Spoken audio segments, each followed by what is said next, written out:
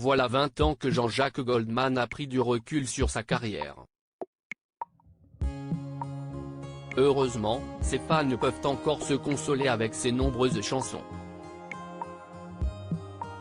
Des anecdotes inédites seront d'ailleurs révélées par Éric Jean-Jean dans un podcast à écouter dès ce samedi 10 décembre 2022. Nos confrères de Télé Loisirs ont pu écouter le premier épisode. Jean-Jacques Goldman a beau avoir quitté la France, il reste toujours dans le cœur des Français. Il est leur personnalité préférée depuis des années. Un titre qui semble lui coller à la peau, même en restant éloigné des studios ou des salles de concert.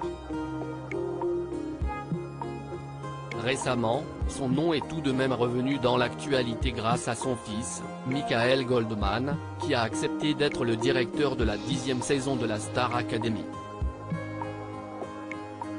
Les internautes ont salué sa bienveillance et sa patience, héritées de son papa, même si son rôle lui a imposé de recadrer l'un de ses collègues. Si Jean-Jacques Goldman fait encore parler de lui, c'est parce que ses tubes traversent les générations. Je te donne, je marche seul, quand la musique est bonne. Autant de titres qui sont de véritables piliers de la chanson française, et pas seulement des plaisirs coupables de fin de soirée arrosée. Jean-Jacques Goldman est aussi un modèle à suivre pour ses pairs. Sans le savoir, le chanteur a même influencé les 10 ans d'absence du rappeur MC Solar.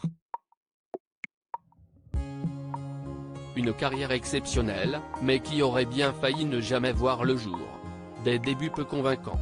Des révélations inédites, faites par l'animateur de radio Éric Jean-Jean dans un podcast de 8 épisodes consacré à Jean-Jacques Goldman.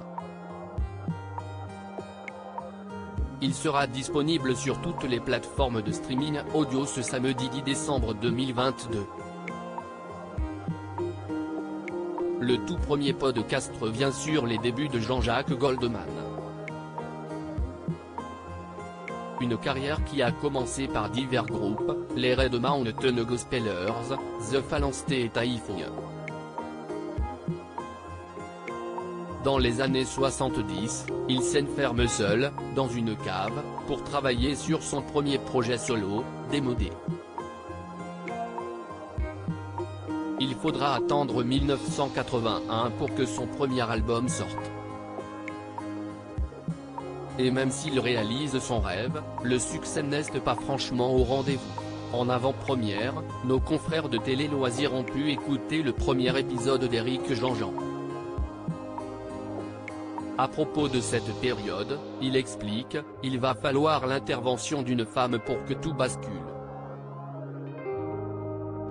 Cette femme, c'est Monique Le Marcy, nommée en 1959 assistante du patron de RTL, Roger Créchet. Son vrai talent est celui de déceler celui des autres, et elle ne se trompe pas concernant celui de Jean-Jacques Goldman. Jean-Jacques Goldman marque l'année 1982 lorsqu'elle devient directrice de la programmation musicale de RTL, Monique Le Marcy mise sur le titre Il suffira d'un signe. Grâce à elle, il gardera la première place du hit parade d'André Torrent pendant 6 mois.